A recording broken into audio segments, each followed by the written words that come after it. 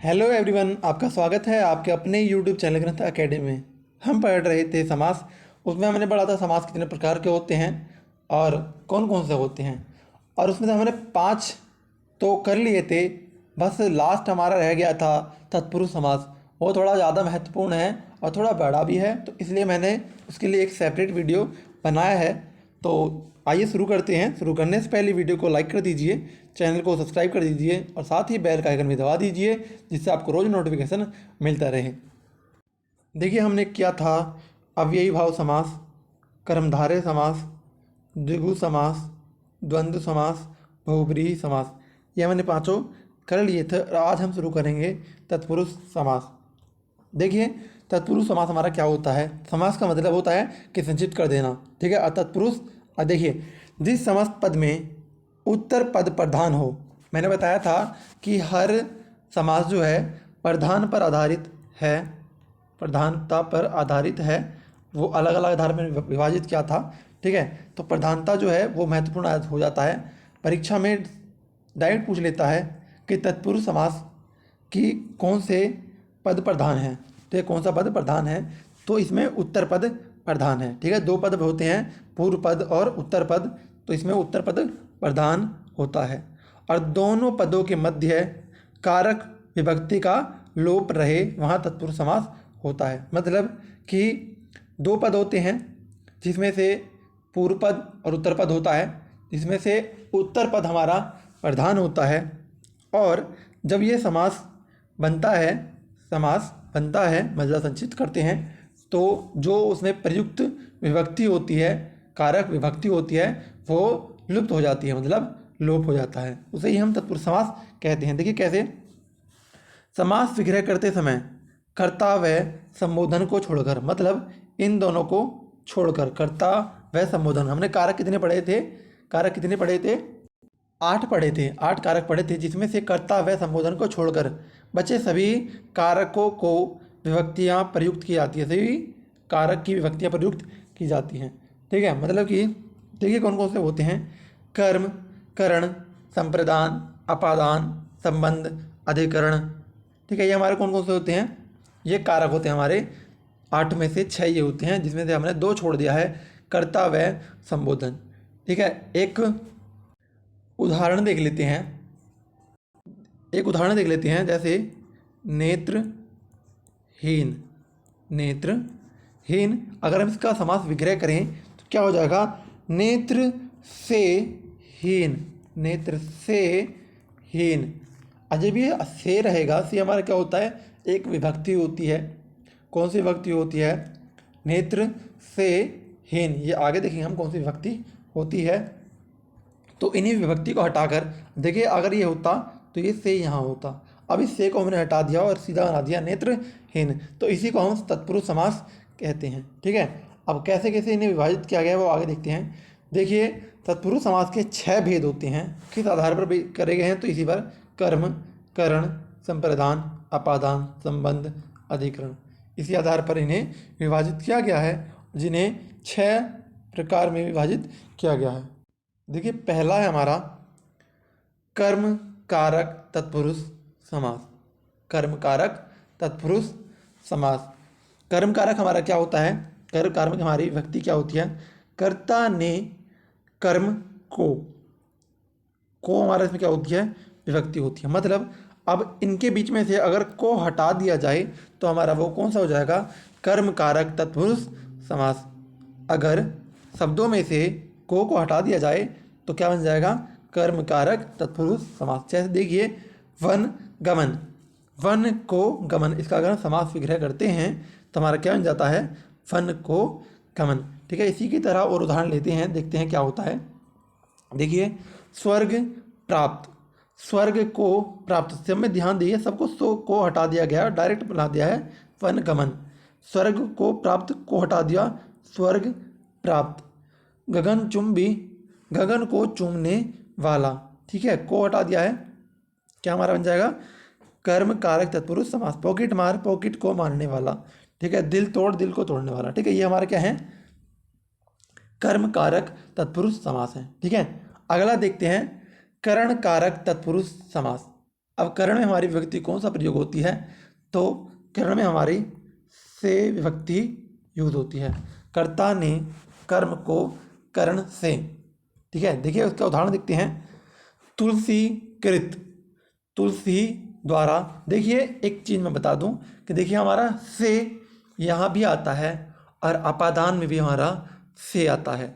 तो मैंने समास में कारक में एक बात बताई थी कि जब दो विभक्तियाँ समान हो, जब दो विभक्तियाँ समान हो तो उनके प्रयोग अलग अलग होंगे, उनके प्रयोग अलग अलग होंगे, उनके कार्य अलग अलग होंगे। तो यहाँ से जो है, से का अर्थ है किसी माध्यम से या किसी के द्वारा, ठीक है।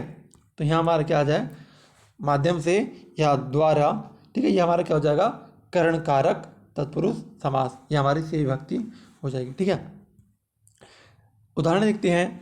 तुलसी कृत, तुलसी द्वारा कृत, रस भरा, रस से भरा। देखिए द्वारा मैंने बताया, से का मतलब क्या है, द्वारा या माध्यम से द्वारा, रस से भरा, रस से भरा, यहाँ भी से हटा दिया, रस से भरा। रेखांकित, रेखा के द्वारा अंकित, ठीक है। काम चोर, काम से चोर, ठीक है। मन गढ़ंत, देखिए काम चोर हमारा दो जगह प्रयोग होता है, दो जगह कैसे प्रयोग होता है आगे देखेंगे, वो हमने जब पढ़ेंगे आगे। लुप्त, लुक, संप्रदान कारक तत्पुरुष समास, अगला है हमारा संप्रदान कारक तत्पुरुष समास। देखिए इसमें जो हमारा विभक्ति प्रयोग होता है, के लिए होता है, के लिए प्रयोग होता है, ठीक है। उदाहरण देखते हैं इसके। गौशाला, गौ के लिए शाला, गौ के लिए शाला। स्नान घर, स्नान के लिए घर। रसोई घर, रसोई के लिए घर। हवन सामग्री, हवन के लिए सामग्री। समाचार पत्र, समाचार के लिए पत्र। देशभक्ति, देश के लिए भक्ति। ये अभी सभी हमारे किस में आते हैं, संप्रदान कारक तत्पुरुष समास। और देखते हैं अगला, अगला है हमारा संप्रदान के बाद है अपादान कारक तत्पुरुष समास। इसका विभक्ति जो होती है, इसकी विभक्ति होती है से होती है। मैंने करण में बताया था कि करण में भी से होता है और अपादान में भी से होता है। दोनों में अंतर क्या होता है, तो करण में जो होता है वो माध्यम या के द्वारा उसका मतलब होता है, और अपादान में होता है किसी चीज़ का अलग होना, किसी चीज़ का अलग होना या तुलना करना, ठीक है। देखिए जैसे नेत्रहीन, नेत्र से हीन, नेत्र से हीन। कर्म विमुख, कर्म से विमुख। ऋणमुक्त, ऋण से मुक्त। धनहीन, धन से हीन। दूरागत, दूर से आगत। धनहीन, धन से हीन। ये दो बार हो गया है, ठीक है, ध्यान रखना बस। तो जो भी दो चीज़ अलग हो तो वहाँ से विभक्ति का प्रयोग होगा तो अपादान होगा, और जब माध्यम की बात हो तो करण होगा, ठीक है। तो धनहीन, दूरागत, ऋणमुक्त, कर्म विमुख, इस तरह के जो शब्द होंगे सभी क्या होंगे, अपादान कारक तत्पुरुष समास। अगला है हमारा संबंध कारक तत्पुरुष समास। संबंध में कौन सी विभक्ति प्रयोग होती है, संबंध में हमारी जो विभक्ति प्रयोग होती है वैसे तो बहुत सारी होती है। का, के, की, रा, रे, री, ना, ने, नी। क्या क्या होती हैं, का, की, के, रा, री, रे, ना, नी, ने, ठीक है। वैसे तो इसकी इतनी सारी विभक्तियाँ हैं, लेकिन जो समास में हम पढ़ेंगे साधारणतः सिर्फ ये तीन पढ़ेंगे, का, की, के, सिर्फ ये ही पढ़ेंगे, ठीक है। उदाहरण देखते हैं हम इनके। देव आल्य, देव आल्य, देव का आलय।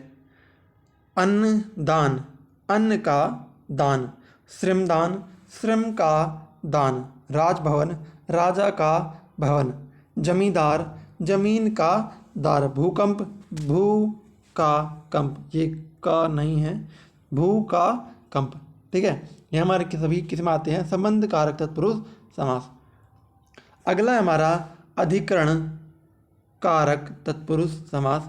इसमें विभक्ति जो प्रयोग होती है में, पर और ऊपर, ये विभक्तियाँ प्रयोग होती है हमारे किस में, अधिकरण में प्रयोग होती हैं। उदाहरण देखते हैं हम इनके। आप बीती, अपने पर बीती, ये बीती है, ती बीती, अपने पर बीती।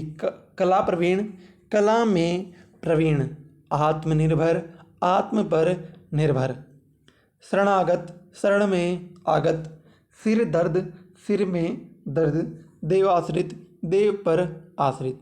ये सभी हमारे किस में आते हैं, अधिकरण कारक तत्पुरुष समास। देखिए ये सभी समझने थोड़ा आसान है, क्यों, क्योंकि इसमें सिर्फ हम विभक्ति देखते हैं। अगर विभक्ति आती है तो हमें तत्पुरुष समास लगा देना है। अब किस प्रकार में होगी, कौन कौन सी विभक्ति होगी, उसी प्रकार से हम बता सकते हैं। अगर का, की, के इस तरह से आता है तो हम बता सकते हैं कि वो संबंध कारक है।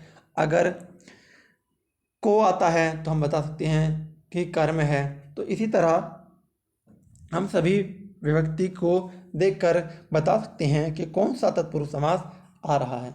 ठीक है, अगले देखिए, आगे जो हम पढ़ेंगे वो तत्पुरुष के अन्य 4 भेद हैं जो थोड़े महत्वपूर्ण इसलिए हो जाते हैं क्योंकि उनका प्रकार पूछ लिया जाता है कहीं कहीं, लेकिन सभी परीक्षाओं में नहीं पूछे जाते। हम फिर भी पढ़ेंगे क्योंकि हमें थोड़ा ज्ञान भी बटोरना है। ठीक है, देखते हैं कौन कौन से हैं। तो पहला है हमारा अलुक तत्पुरुष समास, उपपद तत्पुरुष समास, नन्य तत्पुरुष समास और लुप्त पद तत्पुरुष समास। एक एक करके सब पढ़ते हैं। देखिए पहला है हमारा अलुक तत्पुरुष समास। एक आसान चीज़ बता दूं कि जितने भी हमारे कारक तत्पुरुष समास हैं, कारक तत्पुरुष समास हैं, सभी अलुक तत्पुरुष समास में आते हैं, सभी अलुक तत्पुरुष समास में आते हैं। ठीक है, तो अगर जहाँ कहीं भी कारक प्रयोग हो रहा है डायरेक्ट लगा देंगे अलुक तत्पुरुष समास। ठीक है, उदाहरण देखते हैं। देखिए क्या होती है परिभाषा, जहाँ कारक विभक्तिवाद वाले पद में रहे। मैंने कहा ना कि जहाँ विभक्ति प्रयोग हो, मतलब विभक्ति होगी तो क्या होगा, कारक होते ही अलुक हो जाएगा। ठीक है, ठेकेदार, ठेके का दार होगा, ये दार। ठीक है, ठेके का दार। थानेदार, थाने का दार। चूहेदानी, चूहे की दानी। ऊँट पर टांग। ठीक है, हमें लगा देना है क्या, जहाँ भी विभक्ति होगी हम लगा देंगे अलुक तत्पुरुष समास। ठीक है, दूसरा है हमारा उपपद तत्पुरुष समास। वे प्रत्यय जो भाषा में स्वतंत्र प्रयुक्त नहीं होते उन्हें जोड़कर बनाए गए समस्त पद उपपद कहलाते हैं। देखिए एक ही यहाँ तत्पुरुष समास होता है जिसमें प्रत्यय का प्रयोग किया गया है, प्रत्यय का प्रयोग किया गया है। अभी तक किसी भी समास में या किसी भी तत्पुरुष समास में प्रत्यय का प्रयोग नहीं किया गया है। यहाँ थोड़ा महत्वपूर्ण हो जाता है प्रत्यय का प्रयोग। उदाहरण देखते हैं, सर्वज्ञ, मर्मज्ञ, राजनीतिज्ञ, श्रवणकार, चर्मकार। ये सभी में हमारे क्या प्रयोग होते हैं, प्रत्यय प्रयोग होते हैं। तो ये हमारे जहाँ भी प्रत्यय प्रयोग होंगे वो उपपद तत्पुरुष समास हो जाएंगे। अगला है हमारा नन्य तत्पुरुष समास। ये क्या हो जाएगा हमारा, अ या आ, जहाँ भी शब्द में शुरुआत में अ या आ जुड़ जाए तो हमारा वहाँ नहीं का अर्थ देता है।